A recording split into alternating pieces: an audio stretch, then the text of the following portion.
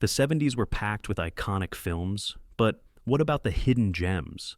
We're digging up 15 incredible but overlooked movies from a decade known for gritty realism, wild experimentation, and cinematic bravery. Did you know one of these forgotten classics almost bankrupted its studio, and another inspired an entire subgenre? Buckle up, because your watch list is about to explode. 1. Sorcerer, 1977. When it debuted, Sorcerer bombed hard. Directed by William Friedkin after his smash hits The Exorcist and The French Connection, this tense thriller follows four desperate men transporting unstable nitroglycerin through a South American jungle.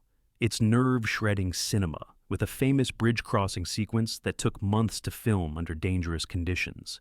Critics initially dismissed it, comparing it unfavorably to the French classics The Wages of Fear.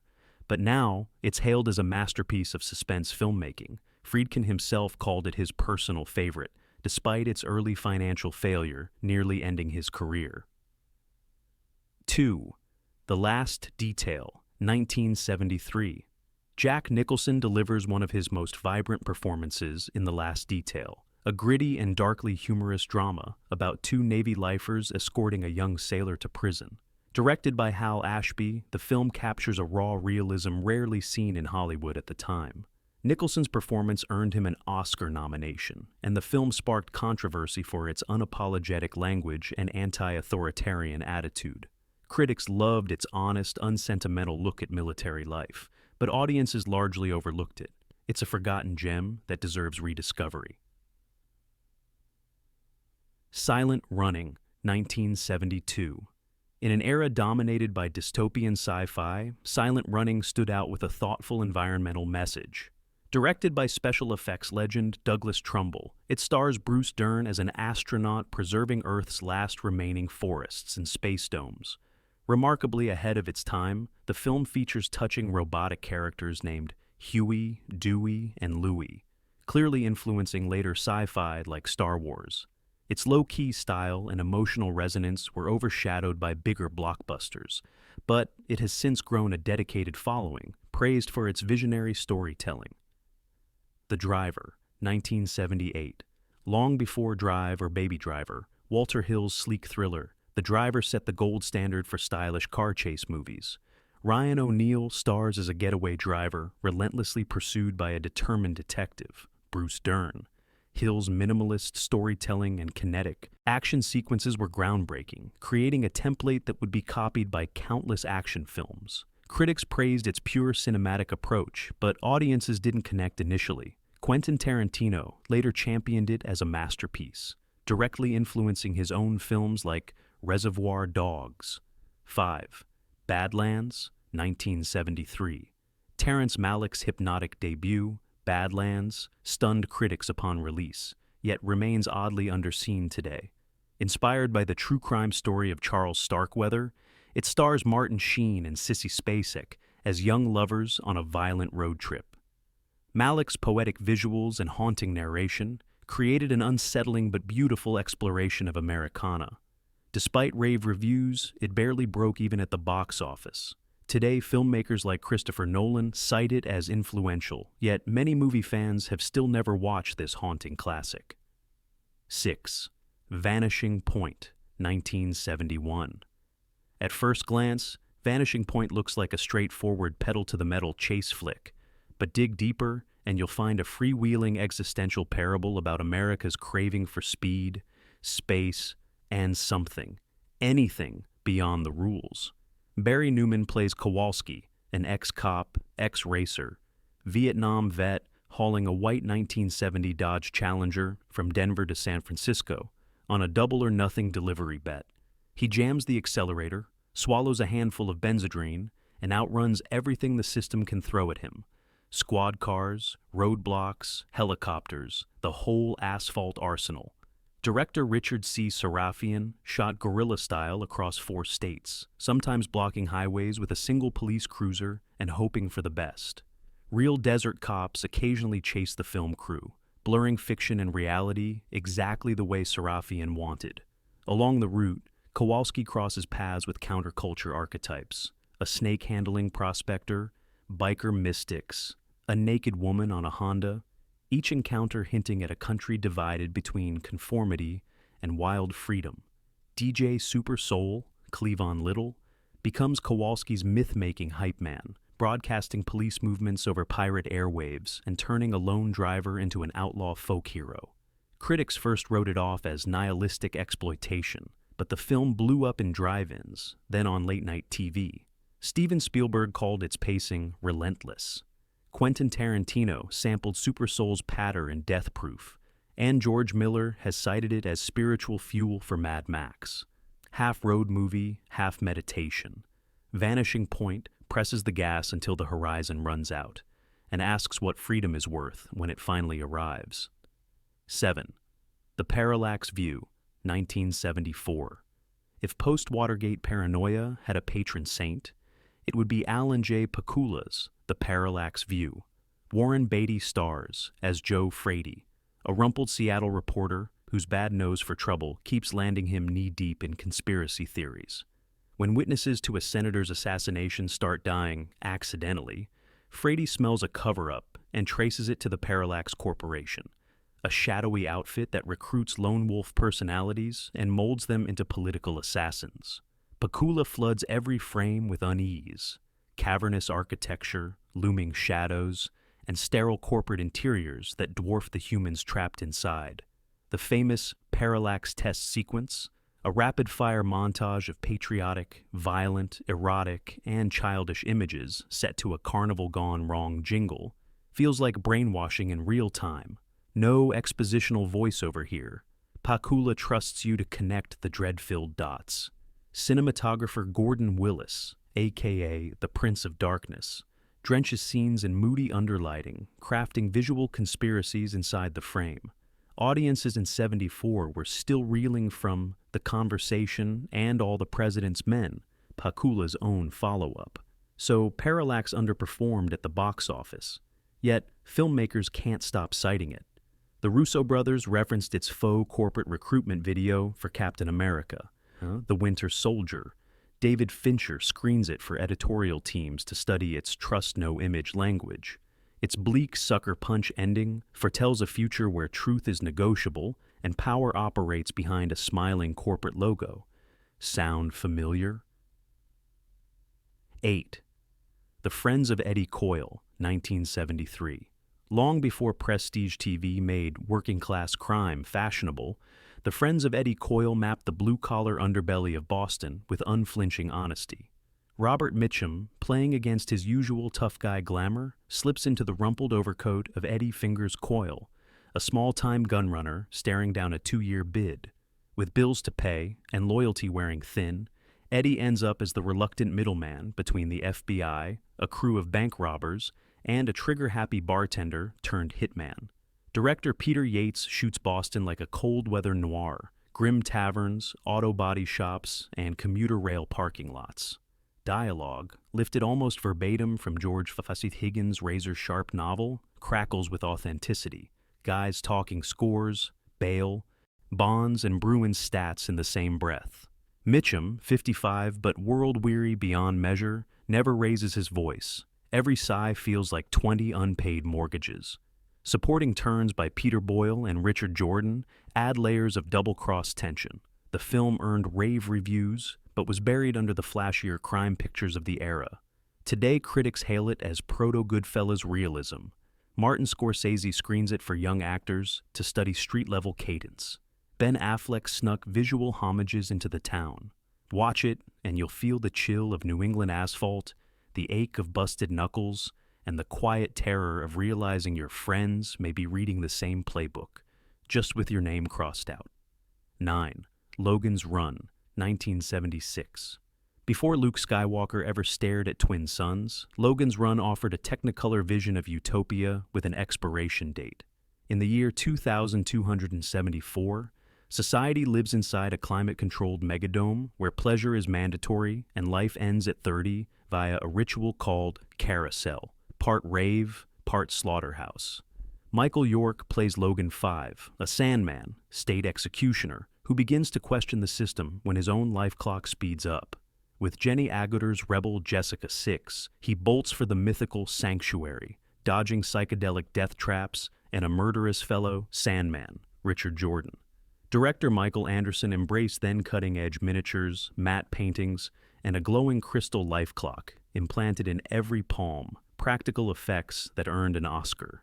The verdant ruins of Washington, D.C., shot at the Texas Trade Mart and Fort Worth Water Gardens, became iconic post-apocalypse backdrops. Composer Jerry Goldsmith underscored paradise turned nightmare with eerie analog synths that influenced the entire cyberpunk soundscape. Logan's Run opened strong, but Star Wars arrived 1 year later and blew it off the pop culture map. Still, its cautionary tale about youth worship, techno-fascism, and disposable consumer bliss feels tailor-made for today's age-filter generation. Bryan Singer, Nicholas Winding Refn, and Alex Garland all developed, still stalled, remakes, citing its timeless premise. Slip back inside the dome and ask yourself, would Carousel really look that crazy on Instagram stories? 10. The Long Goodbye, 1973. Robert Altman set out to drop Raymond Chandler's hard-boiled detective into 1970s LA, and The Long Goodbye was born, half satire, half love letter, all attitude. Elliot Gould's Philip Marlowe isn't the trench-coated tough of old. He's a chain-smoking, mumbling cat owner who says, "It's okay with me," to every absurd new age curveball the city lobs his way.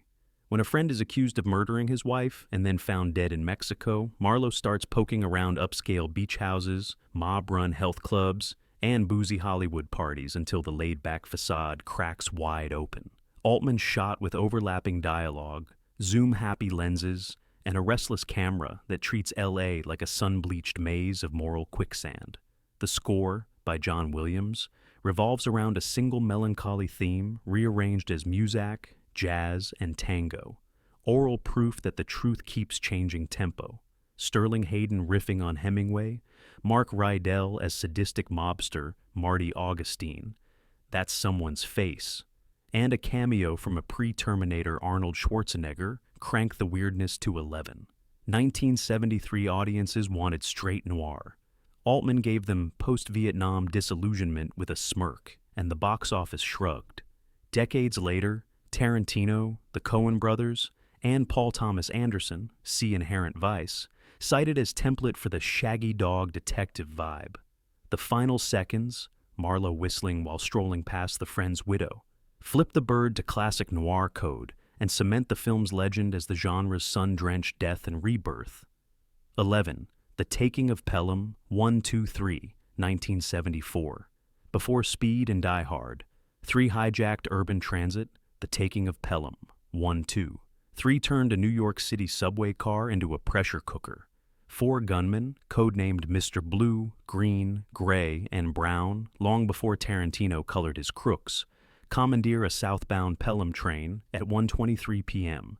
and demand $1 million within the hour, threatening to execute a hostage each minute past deadline. Walter Matthau, rocking a rumpled trench coat and deadpan sarcasm, plays transit police Lieutenant Garber, juggling ransom logistics, mayoral cowardice, and one very sneezing undercover agent.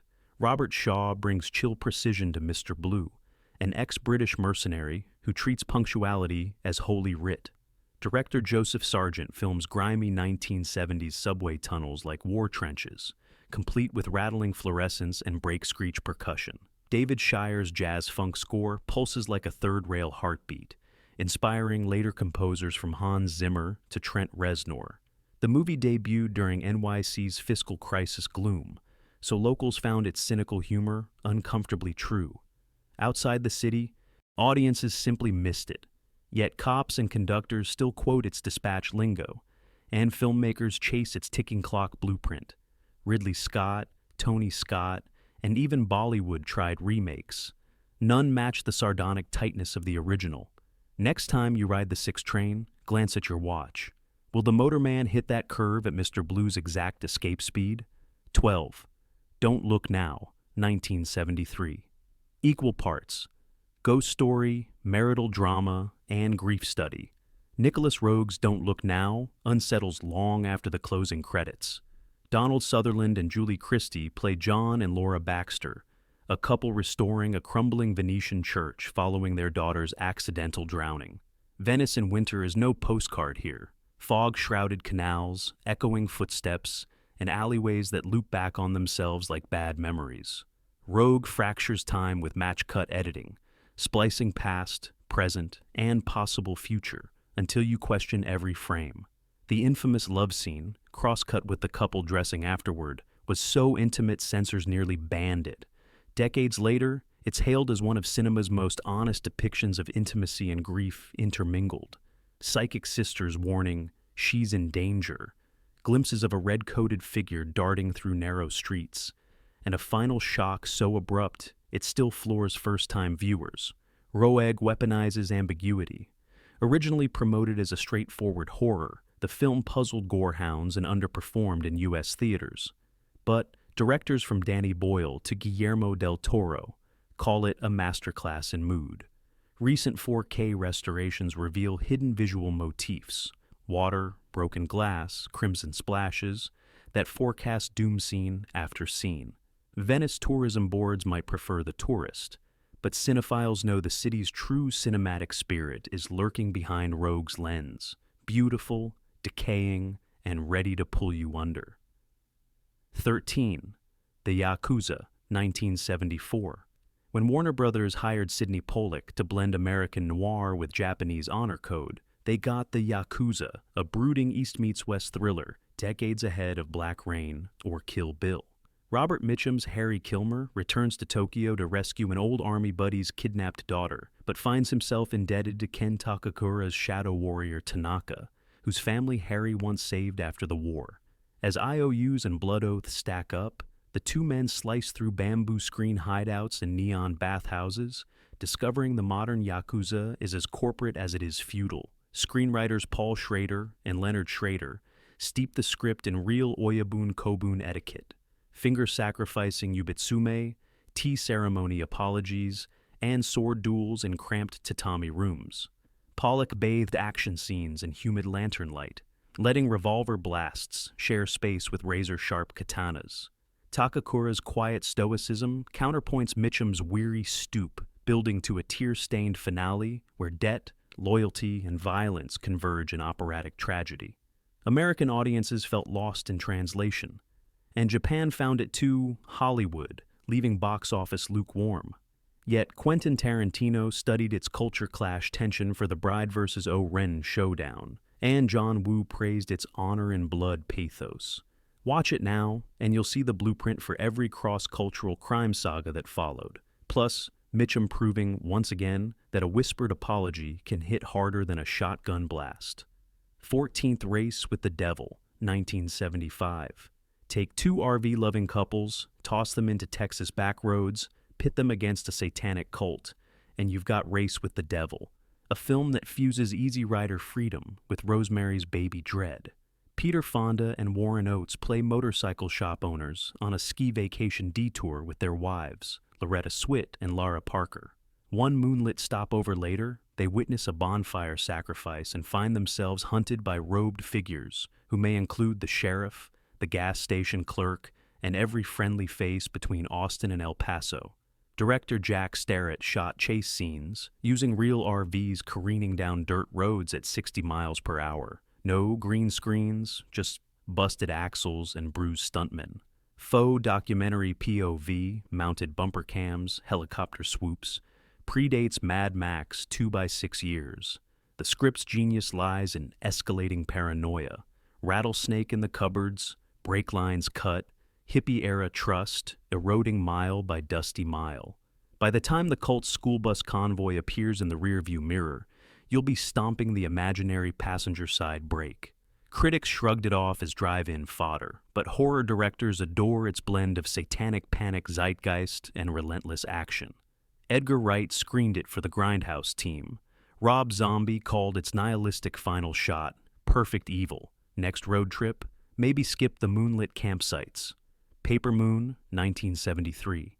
Peter Bogdanovich shot Paper Moon in velvety black and white, but its heart beats Technicolor grift. Set in Dust Bowl, Kansas, the film pairs Ryan O'Neal's smooth-talking con man, Moses Prey, with Tatum O'Neal's 9-year-old orphan, Addie Loggins, who may or may not be his daughter. Their racket? showing up at freshly widowed homes with Bibles allegedly purchased by the late husband.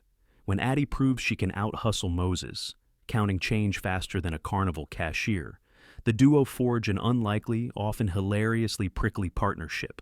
Bogdanovich channels the Last Picture Show nostalgia, but laces it with screwball zing, car chases down dusty county roads, a bootleg whiskey heist inside a Kansas courthouse, and a three-way con with a clueless traveling stripper named Miss Trixie Delight, Madeline Kahn, scene-stealing genius. Cinematographer Laszlo Kovacs used red filters to make Depression-era skies pop into gleaming silver, giving every frame timeless photo album warmth. Despite rave reviews and Tatum's record-setting Oscar win, the youngest competitive winner ever, the movie gradually faded under the blockbuster shadow of Jaws and Star Wars. Yet, filmmakers like Wes Anderson mine its symmetrical compositions and deadpan kid-adult banter, while Aaron Sorkin cites its rapid-fire dialogue as an influence. Revisit it, and you'll find a bittersweet truth. Sometimes, family is the person willing to split the take 50-50, provided you can keep up. These 15 awesome films remind us that the 70s delivered more than blockbusters and award winners. It gifted us hidden treasures waiting to be rediscovered. Did we miss your favorite forgotten gem? Drop your picks in the comments, and let's get the debate rolling. Here's a question to stir controversy. Are overlooked classics more important to cinema's legacy than popular hits? Or should some films remain forgotten for good reason? Share your thoughts below, subscribe for more deep dives, and keep exploring the fascinating corners of cinema history. Your next favorite movie might be hiding right here.